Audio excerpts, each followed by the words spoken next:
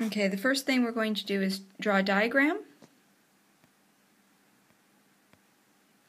And then we will look at the conservation of momentum.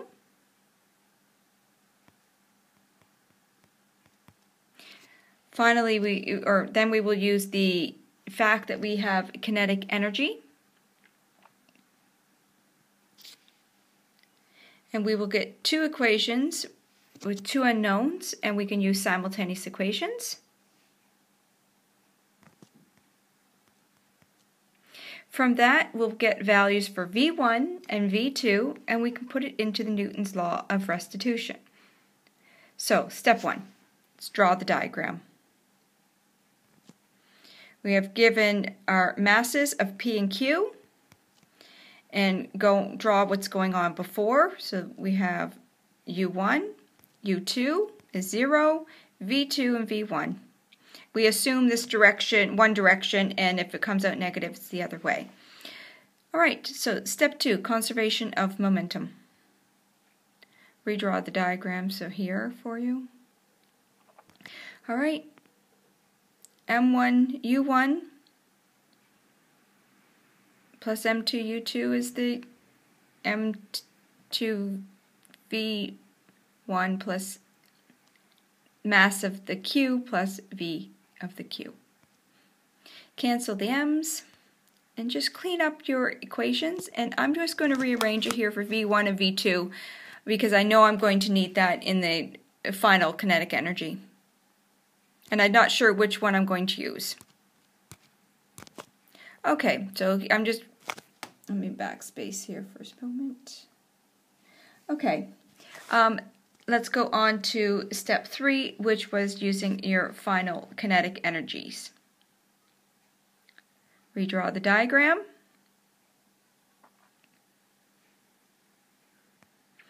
And we're given the final kinetic energies.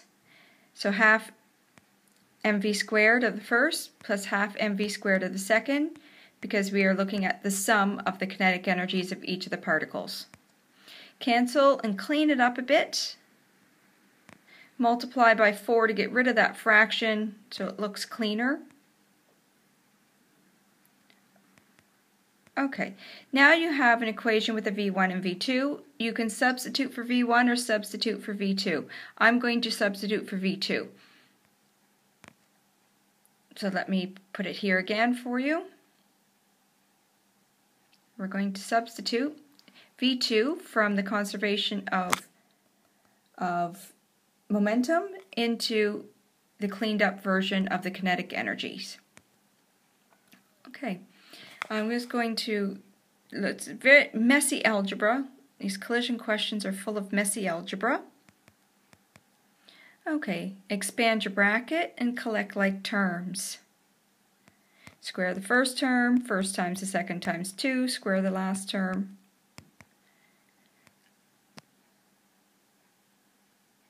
And bring everything to one side. Great. Now it looks like a factorizing by grouping. And if you didn't see that straight away, I'm just going to show it how you used to do it with x's and y's. So, we have 12x squared, xy, and y squared. You multiply the first and the last, and what factors of 60 make up minus 16? So minus 6, minus 10, rewrite the question. Look at the first two terms, second two terms, factorize by grouping. Oops, let me go back. Okay, but we're not dealing in terms of x and y, we are actually dealing in terms of v1 and u.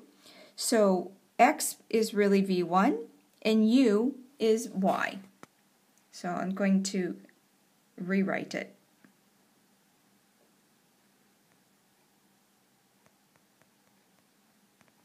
Great. So now you just solve for V1. Put that back into your conservation of momentum question. And you get two answers for V2. So which one do you choose? Well, you have an option here. You can know that the VQ is bigger than V1, and we use that. Or we're just going to advance and go to Newton's law of restitution, and maybe that will clear up one of them for you. So we go to the Newton's law of restitution, step 5. So we're going to use a pair of V2 is U and V1 is U over 2. And you substitute that into your Newton law of restitution, clean it up, and you'll get E is a half. Seems reasonable. Let's do the next. We have V2 is U over 3 and V1 is 5/6 U. Substitute and we get E is negative. But we know that that's outside the range of what is acceptable for E. So then V2 cannot be U over 3, and we draw our conclusions now to answer the question. E is a half and speed of Q is U. Done.